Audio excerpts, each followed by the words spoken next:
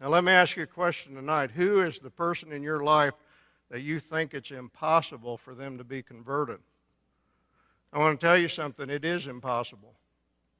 It is as impossible for that person to be converted as it is for a 90-year-old barren woman to have a child.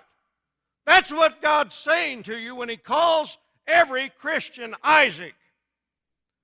He says, yes, you'll laugh the laugh of unbelief because it's impossible for them to ever be converted. But what's He say?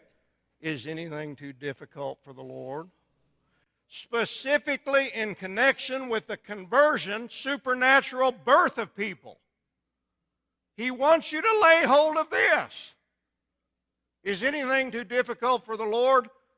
I'm telling you this, God says. I'm telling you, every time you see a Christian, realize it. Realize it. You want to laugh the laugh of unbelief? You feel like that inside? This can never happen. It's gone on for so many years, Lord. It's impossible. Yes, it's impossible.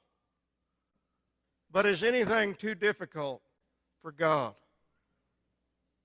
Beloved, we have every encouragement to ask God for the impossible. Well, how do I know I'm not asking God for too much? How do I know they're one of the elect? I mean, how do I know that I'm not presuming, and asking too much from God? We were talking about this in the student Bible study, and we got to looking at the scriptures, and the thought occurred to me, I don't remember any time where God ever blamed them for expecting too much and hoping too much and believing too much. It was the other way around. Oh, ye of little faith, why would you doubt? Why didn't you strike the ground more? You got a child that is impossible to be converted? Don't just ask God to save them. Ask God to give them a Christian wife or a Christian husband and make them a minister of the gospel or a woman out on the mission field. He's able. You see, Satan wants us to laugh the laugh of unbelief. You see that a number of times in the Bible. Here's Ahab after he killed Naboth. Elijah came to him. He says, where the dogs lick the blood of Naboth, they're going to lick your blood. He said that to Ahab. Time went by. Ahab goes up to Ramoth Gilead, wants to attack it. The prophet Micaiah says, if you go out there, you're going to die in battle. Well, Ahab looks at it. He says, look, I'd rather trust old Elijah. I know he's right. He said, my blood's going to be licked 30 miles from here. There's no way this guy can be right. They can't both be right. It's impossible. I'm going out into battle. And a certain man draws a bow at a venture, and it just happens to strike between the joints of the armor, and he pulls off to the side and bleeds to death in that chariot. He died like Micaiah said. And they take the chariot 30 miles back to Samaria to bury him, and they wash the blood out by that pool in Samaria, just like Elijah said would happen. That's the way it is with God. You laugh the laugh of unbelief, God's going to have the last laugh. We're used to this. We know what Paul was like as an apostle. You look at Saul. Going down the road, breathing out threatenings and slaughter, hating Christians. Holding Stephen's garments. Well, can you imagine what it looks like to see somebody stoned to death? Holding Stephen's garments while they stone him to death. If you had told a first century Christian, you say, that guy is going to be one of the greatest lovers of Jesus who ever lived.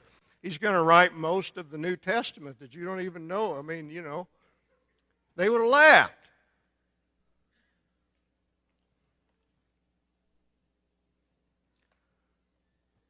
If I had told the families of many of you sitting here tonight, if I'd come to them a year ago or 2 years ago and said, you know what he's going to be doing? He's going to be attending this conference. He's going to be a Christian singing praises to God, attending this. He's going to be free from drugs, free from alcohol, free from addiction to pornography. All of those things are going to be true, and he's going to be sitting in a Christian meeting. I know of some atheists here. They were atheists 6 months or a year ago or 2 years ago, and they're here tonight singing praises to God.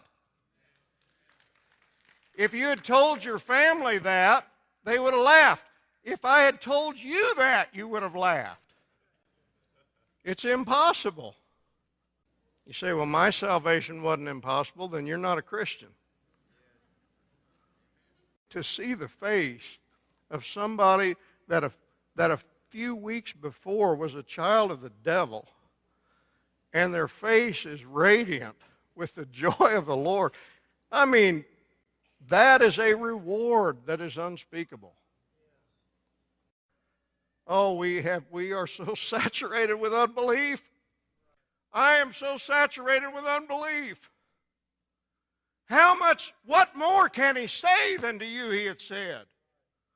What more can he do for us? I mean, we've seen we're just like the children of Israel in some ways. We see one miracle after another, and the next day you feel like nothing's ever happened in your life.